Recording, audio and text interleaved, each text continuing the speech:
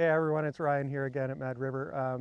Today we're going to talk about distance wedges and how you can control your distances better with your wedges. So we're going to go to the old school clock system. Okay, so the clock system is something that was taught to me when I was, let's say, 16 or so.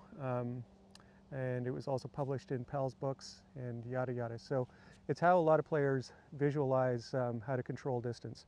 So here's how it looks. So on the video, I'm going to put a little clock around me. There. So from here, you can see 6 o'clock is at the bottom, 12 o'clock is at the top, 9 o'clock is over here, and 3 o'clock is over here. Okay? What you try to visualize is you're standing inside of this clock as you're practicing. So the actually three positions you're going to learn here. One is going to be somewhere around 7:30, 8 o'clock. Okay, so let's say somewhere down in here. The second is going to be somewhere around 9 o'clock. And the third is going to be somewhere around 10, 10:30, okay, somewhere up in here. And what you're trying to accomplish here is, that's where your hands are going. So your hands are now literally the hands on a clock face.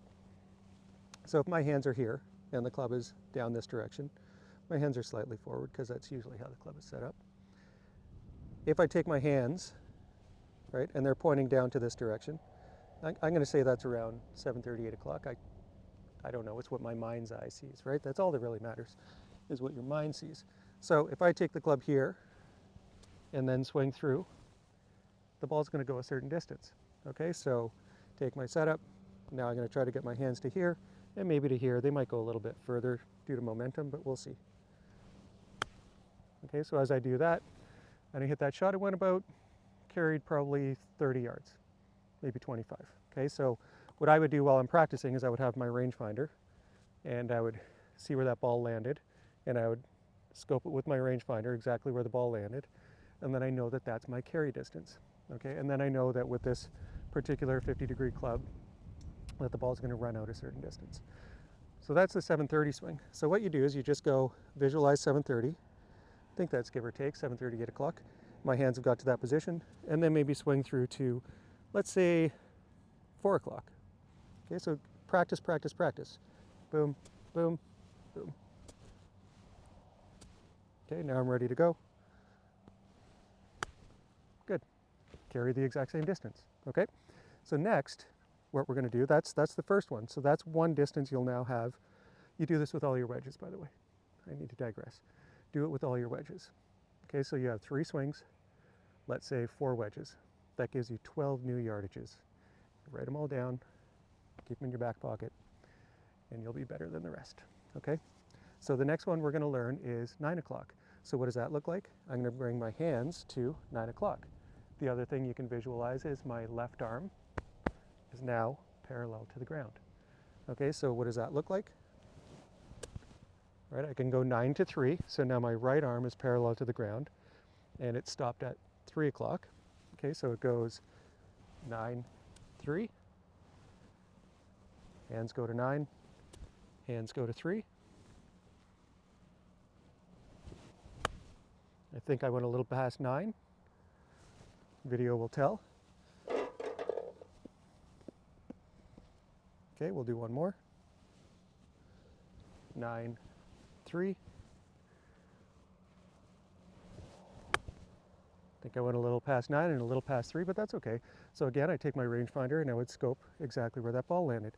Now the second one is probably about the longest swing that I'm ever going to take with a wedge. You don't particularly want to be taking full rips with a wedge, okay? You've got other clubs in the bag for that. So the full swing with a wedge, you know, here would be that 9 o'clock position, maybe goes to about here. So I'm going to guess that that's around 10 o'clock, 10:30. Let's take a look. Okay, and I kind of come to a full finish. Maybe it's a little sawed off, but I know with this club, that's basically about 100 yards. Okay, that's all I'm trying to get out of this club. I'm not trying to muster any more out of it. So let's try that again. So full swing, up to about here, and swing through. That ball was moving, but that's okay. We made good contact. It went to the exact same spot. Okay, so again, when you're learning with your wedges, if you have, let's say you have 4 wedges in your bag, you've got, doesn't matter what they are. When you're working with your wedges, if you learn these 3 different positions, with 4 wedges, you've got 12 yardages. What you're going to notice is that there's going to be some overlapping yardages as well. Okay, so maybe if you have a 50 degree like this one and you bring it to 9 o'clock, and then you have a 54 degree like I carry in my bag, and I bring that to full swing, sometimes they're the exact same yardage. So it just depends on what kind of ball flight you want to see, right? The 50 degree at 9 o'clock is going to fly lower than a 54 at full swing. Those are the things we can talk about if you come see me.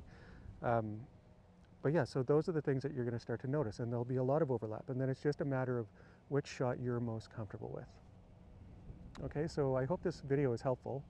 I'm enjoying doing all these, so if you like it, please leave in the comments below. Email me, and yeah, thanks for watching.